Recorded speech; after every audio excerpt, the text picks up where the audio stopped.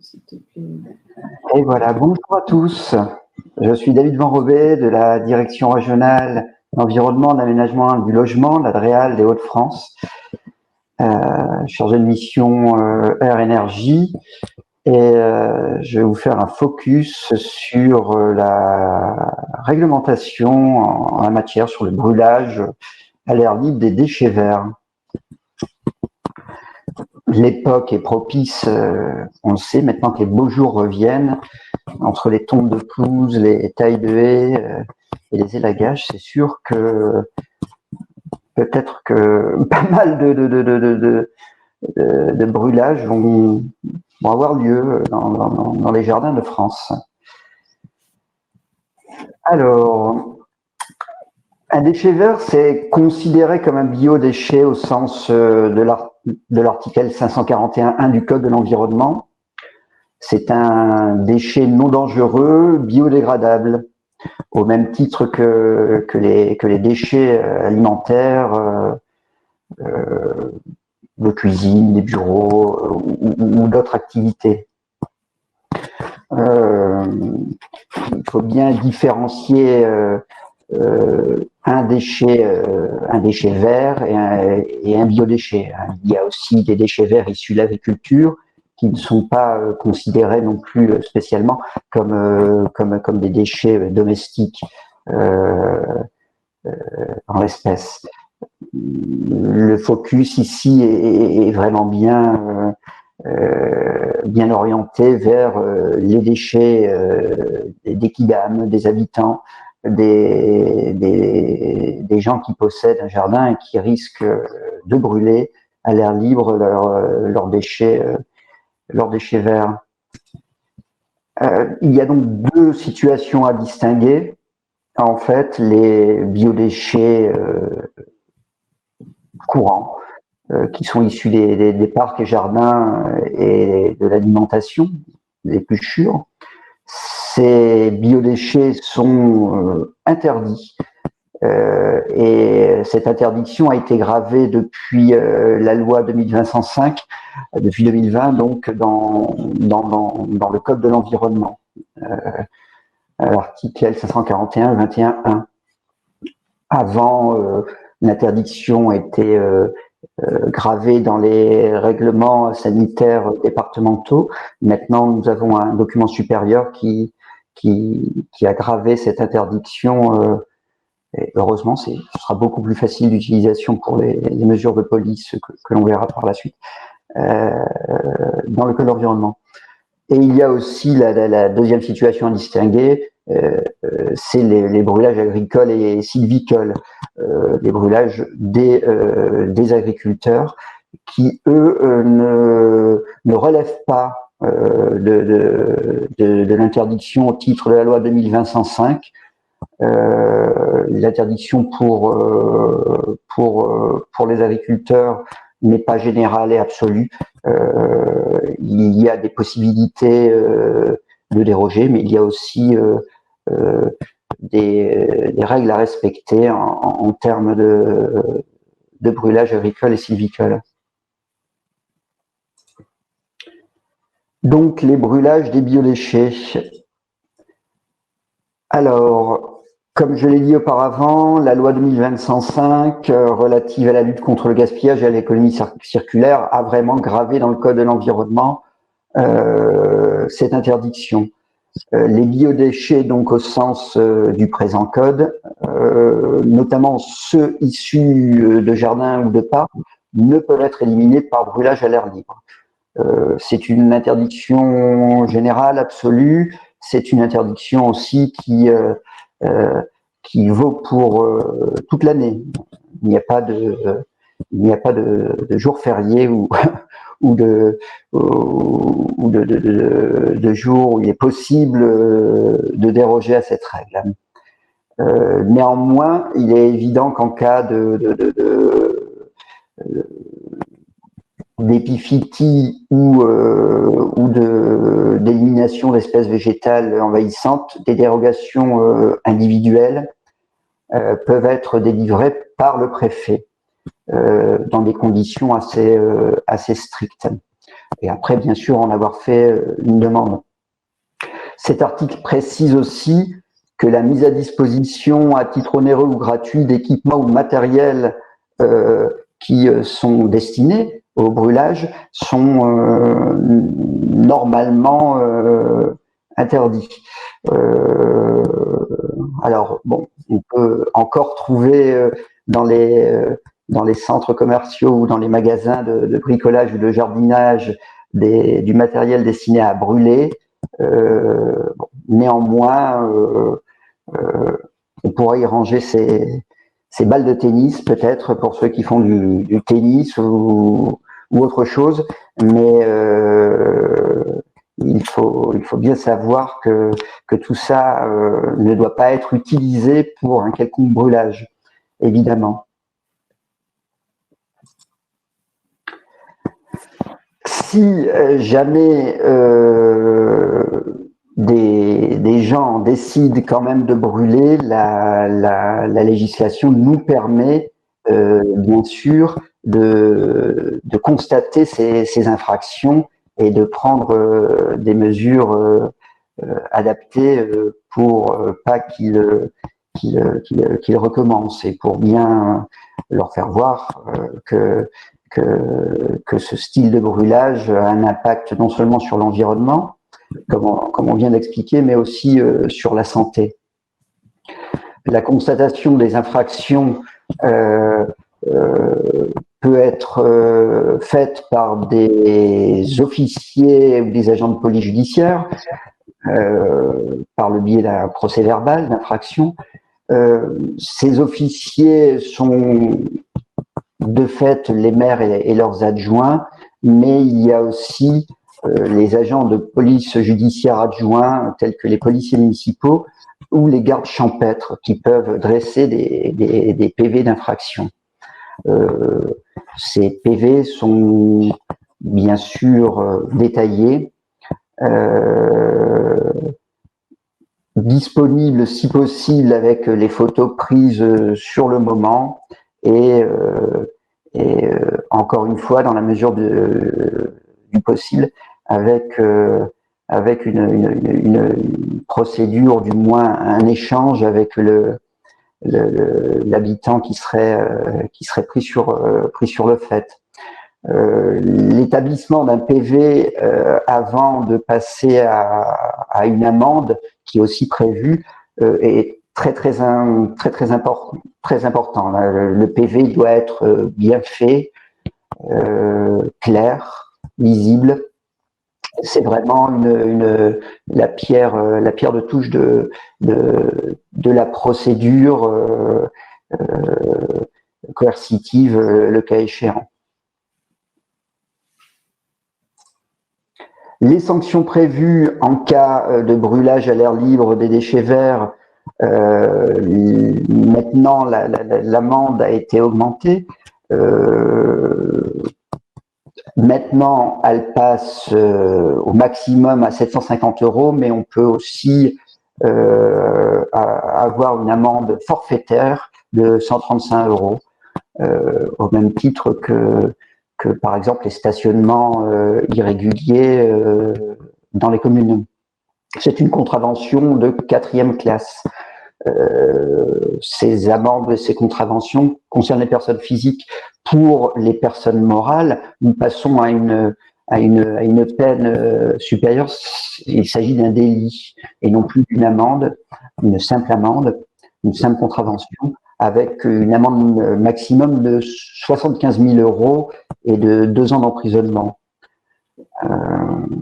On peut penser, pour les personnes morales, aux entreprises d'élagage ou de tonte de pelouse qui pourraient, suite à leurs travaux d'entretien, brûler à l'air libre les déchets issus de leur taille chez les particuliers. Alors voilà, je parlais des interdictions de la mise à disposition ou de la vente d'équipements visant le brûlage. Vous en avez des exemples. ici sur quelques photos. Ce sont des incinérateurs de végétaux. On en trouve encore, hein, on en trouve encore énormément dans les magasins de jardinage. Quoi qu'il en soit, ces équipements ne peuvent être ni prêtés ni vendus normalement.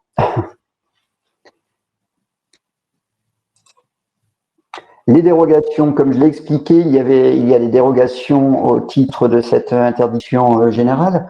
Deux types de dérogations sont possibles, prévus toujours par le Code de l'environnement. Donc, il est possible de déroger à l'interdiction pour un cas d'épiphytie, c'est-à-dire de maladie particulièrement nocive pour une espèce végétale. Et il est possible aussi de déroger à cette interdiction de brûlage en cas d'espèces végétales envahissantes qui risquent d'étouffer d'autres espèces locales.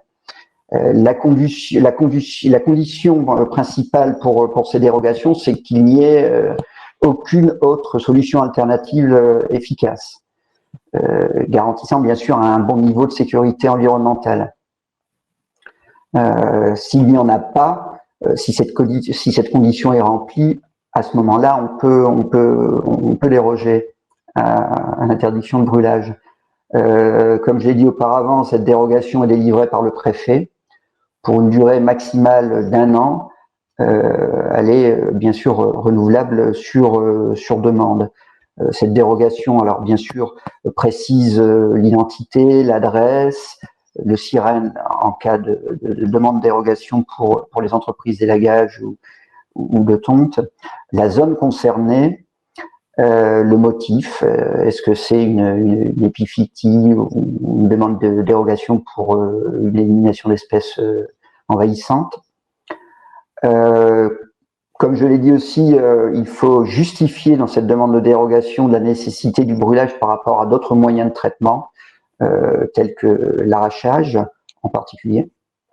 Il faut préciser le biodéchet concerné, la période de réalisation et les conditions de sécurité environnementale et sanitaire encadrant cette opération de brûlage.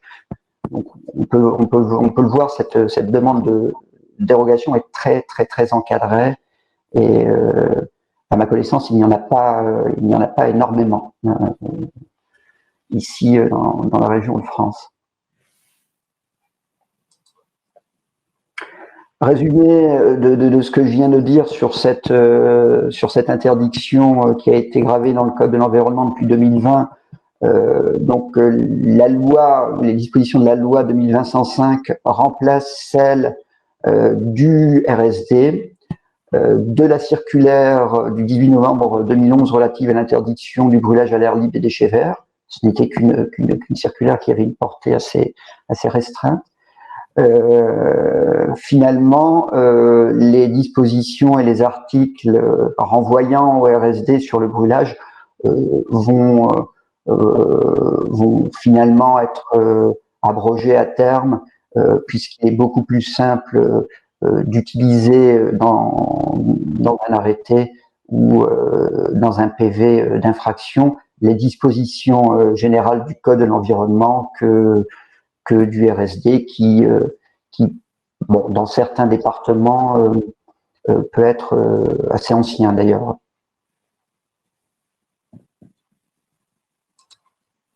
Sur les brûlages, sur le deuxième type de brûlage, le brûlage des déchets verts agricoles et sylvicoles maintenant. Donc il n'y a pas d'interdiction générale de brûlage pour les agriculteurs et les forestiers. Contrairement aux KILAM ou aux propriétaires d'un jardin.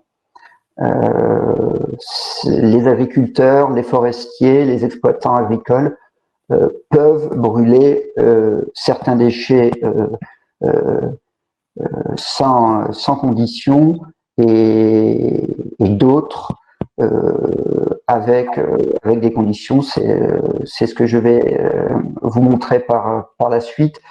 C'est très bien encadré et très détaillé. ce n'est pas le code de l'environnement qui prévoit ces dérogations, mais en particulier le code rural de la pêche maritime. Mais l'interdiction n'est pas générale pour les exploitants agricoles. Donc, il y a 3 conditions à respecter malgré tout pour le brûlage des déchets verts agricoles et sylvicoles. Et ces dérogations sont régies par d'autres réglementations. Alors, d'une part, il y a la conditionnalité des aides de la PAC. Un exploitant ne va pas pouvoir brûler tout et n'importe quoi, surtout s'il reçoit des aides au titre de la politique agricole commune. Un exploitant ne pourra pas brûler non plus en cas de gestion des épisodes de pollution atmosphérique lorsque des alertes sont déclenchées dans son département. Enfin, il ne pourra pas, le cas échéant, brûler non plus quand le département ou quand la région est soumise à une réglementation spécifique sur la prévention des feux de forêt, ce qui n'est pas le cas pour l'instant en Hauts-de-France. Alors, la conditionnalité des aides de la PAC. Donc, c'est l'article D615-47 du Code rural et de la pêche maritime qui dispose que les agriculteurs qui demandent des aides soumises aux règles de conditionnalité prévues par la politique agricole commune sont tenus de ne pas brûler les résidus de paille ainsi que les résidus de culture d'oléagineux, de protéagineux et de céréales. Toutefois, encore une fois, le préfet peut, par décision motivée, autoriser un agriculteur à procéder à ce brûlage à titre exceptionnel pour des raisons phytosanitaires. Donc, interdiction du brûlage des résidus de culture sous peine de réduction des aides de la PAC. Cette interdiction ne vise pas les haies, les arbres fruitiers, les petits déchets verts qui pourront d'ailleurs être valorisés par ailleurs par cet exploitant agricole. Mais en tout état de cause, ce brûlage, cette dérogation pourra être accordée si on ne déroge pas, bien sûr, aux règles de conditionnalité des aides de la politique agricole commune. La deuxième disposition, c'est en cas d'épisode de pollution atmosphérique. Ici, dans la région Hauts-de-France, cet arrêté a été décliné de façon zonale et de façon départementale aussi. Il est issu de l'arrêté ministériel du 7 avril 2016.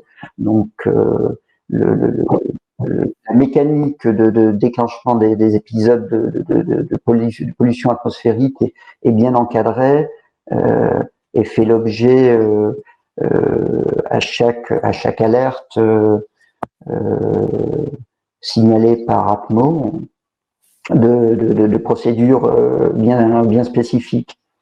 Et en cas d'épisode de pollution atmosphérique, il est bien évident que l'interdiction de brûlage des résidus et des sous-produits agricoles sera interdite pour le coup jusqu'à la fin de l'alerte.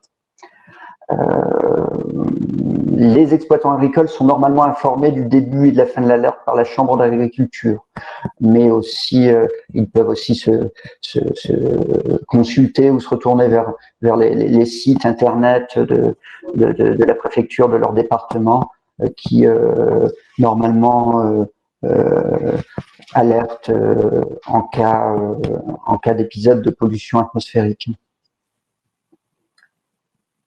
Enfin, il est interdit aussi pour les exploitants agricoles de brûler leurs résidus agricoles en cas de réglementation régionale ou départementale spécifique aux feux de forêt.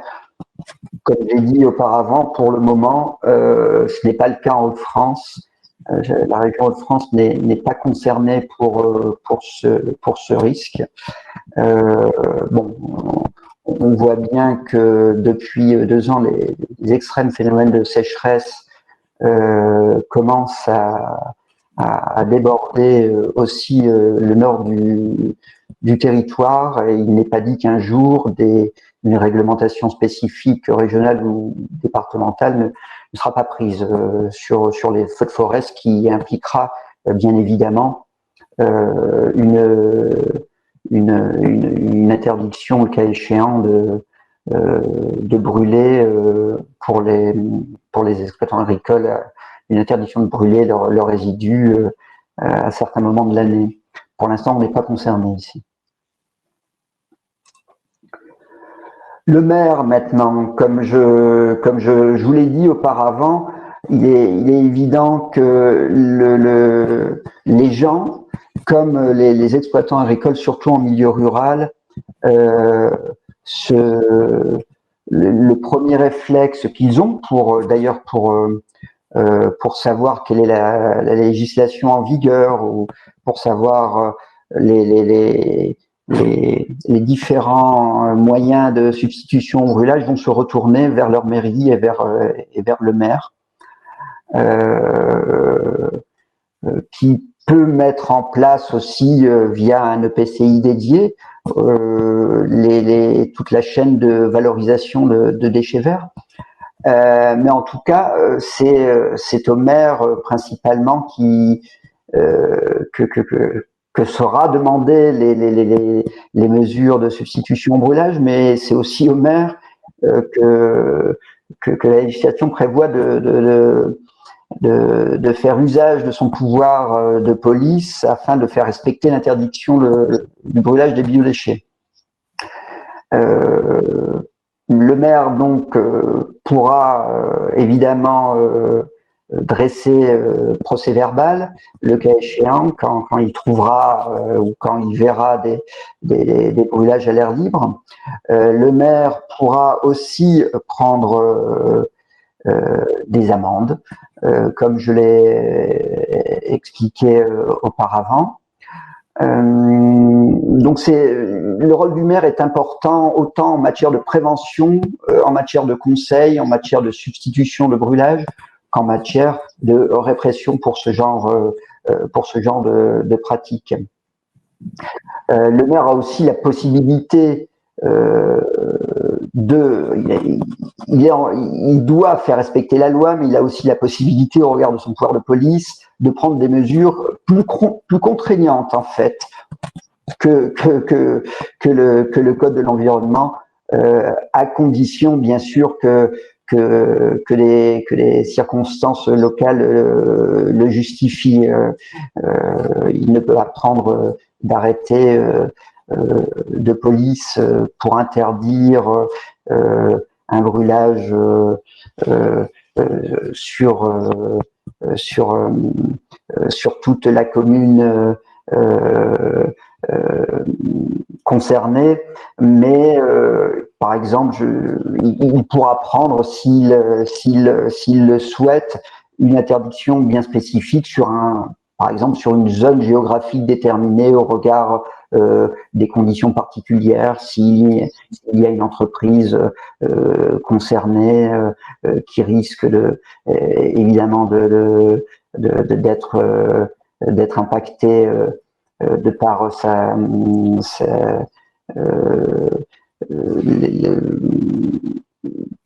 de par son fonctionnement, qui risque d'impacter la pollution de l'air. Il pourra prendre des mesures plus restrictives dans certaines parties du territoire de sa commune, à condition, encore une fois, que ces arrêtés géographiques bien spécifiques ne soient pas permanents, évidemment.